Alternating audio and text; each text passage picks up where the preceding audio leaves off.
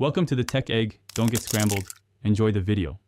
In this video, I will explain how to make delicious mango pickle at home. First, let's gather our essential ingredients. You'll need about 2 pounds of firm, green mangoes, which are the star of our dish. We'll also use a blend of aromatic spices, including 2 tablespoons of mustard seeds, 1 tablespoon of fenugreek seeds, and a teaspoon of turmeric powder. Don't forget a generous amount of chili powder for that perfect kick, and about 1 cup of mustard oil for preservation and flavor. Now that we have our ingredients, let's prepare the mangoes. Begin by washing about 2 pounds of green mangoes thoroughly under running water.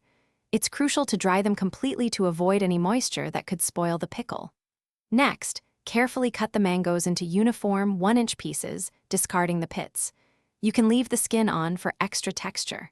Finally, lightly salt the mango pieces and let them rest for approximately 3 to 4 hours. This helps draw out excess water. The heart of any great pickle lies in its spice blend.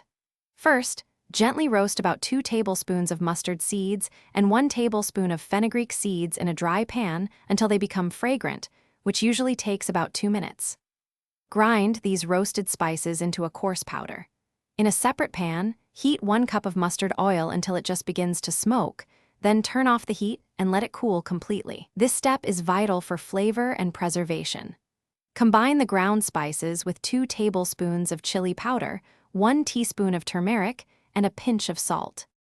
Finally, it's time to bring everything together. Combine your prepared mango pieces with the cooled spice and oil mixture in a large, clean bowl.